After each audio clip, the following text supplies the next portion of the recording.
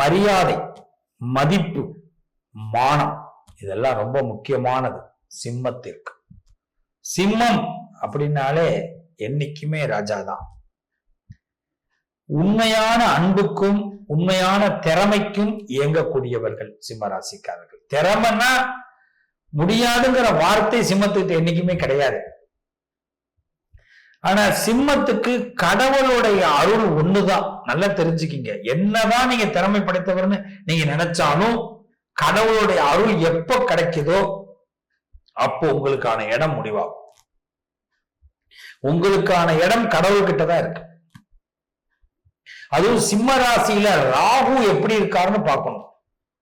ராகுங்கிற கிரகம் சிம்மத்துக்கு சாதகமாக இருந்தால் சிம்ம ராசிக்காரர்கள் கண்டிப்பாக அரசியலில் முதலமைச்சராக வருவார்கள். கலைத்துறையில் பெரிய நடிகராக வருவார்கள். நிறைய அவார்டு வாங்குவாங்க. பட்ட படிப்புகள் படிப்பாங்க. நிர்வாகத்துல தலை சிறந்தவர்களாக வருவார்கள்.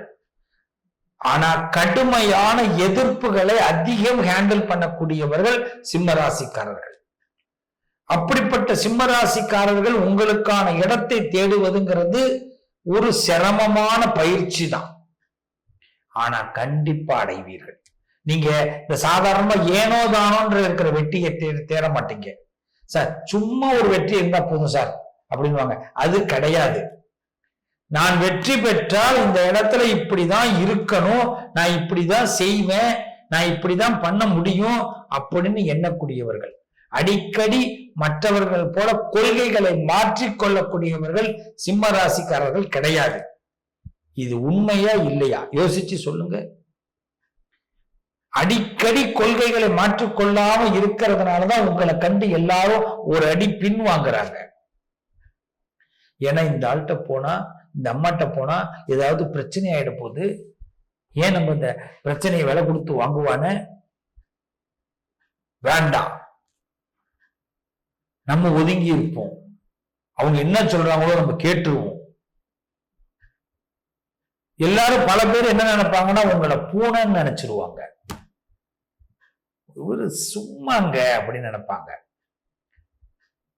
அது எப்போ நீங்க சிரிச்சு பேசுறத வச்சு, நீங்க அன்பா பேசுறத வச்சு. ஆனா உங்களை ஏமாத்தணும்னு நினைச்சாதான் நீங்க சிங்கம்னு அவங்களுக்கு தெரிய வரும். புரியுதா நான் சொல்றது? சிங்கம்ன்றத நீங்க அப்பப்ப காட்டிக்கிட்டே இருக்க மாட்டீங்க. இதுதான் சிம்மத்தோடைய அழகு. இப்படிப்பட்ட சிம்ம ராசிக்கு நீங்க கண்டிப்பாக இந்த ராசிக்காரர்கள் என்னவா இருப்பாங்க, அதிகபட்சம் என்னவா இருப்பாங்க, தலை சிறந்த நிர்வாகியா இருப்பாங்க. தலை சிறந்த நிர்வாகியா இருப்பாங்க.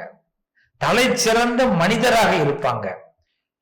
உங்களை இந்த இடத்துக்கு அடைய வைக்க கூடாதுன்னு பல பேர் சதி திட்டமே போடுவாங்க.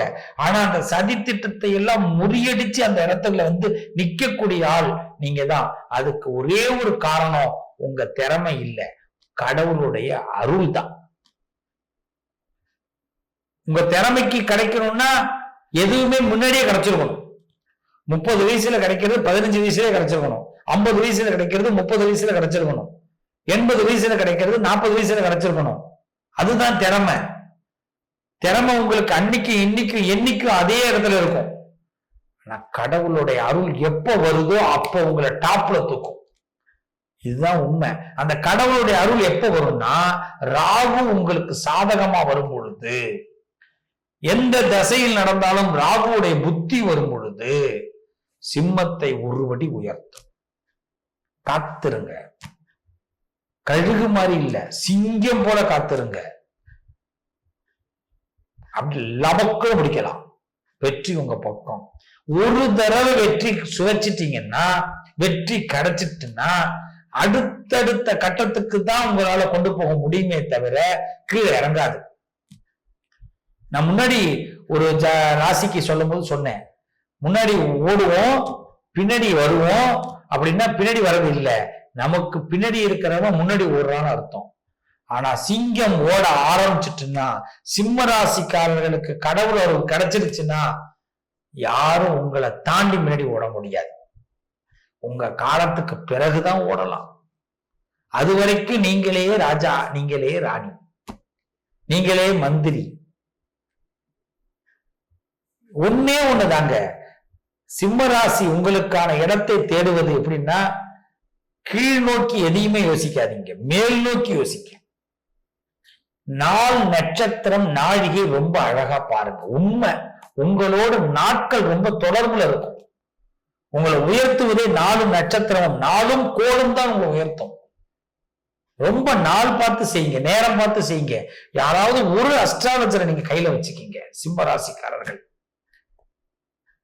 திறமையான ஒரு விஷயம், இந்த நேரத்துல இதை செய்யணும்னு சொல்லி ஸ்கெட்ச் போட்டு கொடுத்தா அதுல கரெக்டா செய்யுங்க.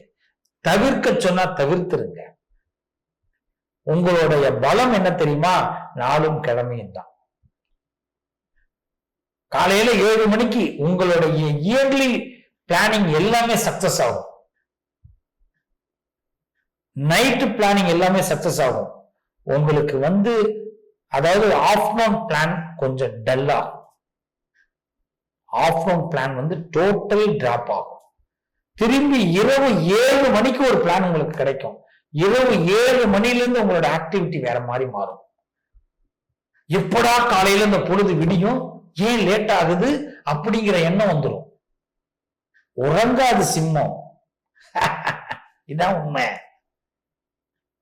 இப்படிப்பட்ட அந்த உறக்கத்தை அந்த இடத்துல தொலைப்போம். இந்த நிமிஷம் ஒரு வாய்ப்பு கிடைச்சிடாதா? அதே வாய்ப்பு காலையில ஒரு மதியானம் 2 மணிக்கு கிடைக்காது. நம்மள அப்படியே வேற ஒரு உலகத்துக்கு இந்த 2 மணி அழைச்சிட்டு போயிடும். சில பேருக்குலாம் வாழவே பிடிக்காது சிம்மராசிக்காரங்களுக்கு. மதியானம் 2 மணிக்கெல்லாம் பாத்தீங்கன்னா ரொம்ப வெறுப்பு தட்டும்.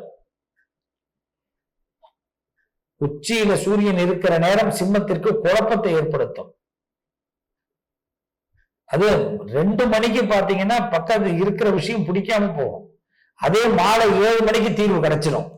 விடிய காலையில அந்த தீர்வுக்கு நீங்க விடையை நீங்க கொடுத்துடணும்.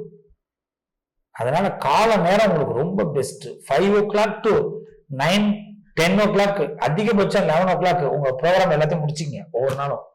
மற்ற நேரம் சும்மா இருக்கு. உங்களுக்கான இடம் உங்களுக்கு கிடைக்கும். எதை ஆசைப்பட்டாலும் பெருசா ஆசைப்படுங்க, எதை ஆசைப்பட்டாலும் பெரிய அளவில் ஆசைப்படுங்க. அதுதான் உங்களுக்கு பெரிய பலம்.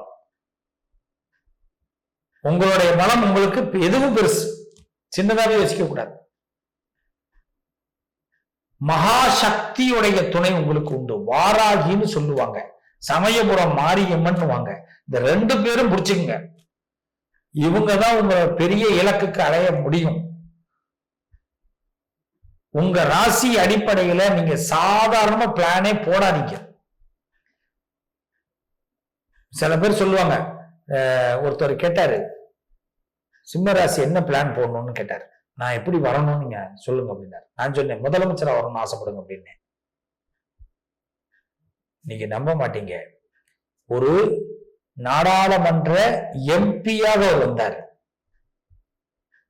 எப்படி அது நீங்க ஒண்ணு கேட்கலாம், முதலமைச்சர் சொன்னீங்க, இப்ப நாடாளுமன்ற எம்பின்றீங்க அப்படின்னு. அவர் நாடாளுமன்ற எம்பிக்கு அவர் ஐடியாவே பண்ணல, சீட்டு அவருக்கு தான் கிடைச்சது.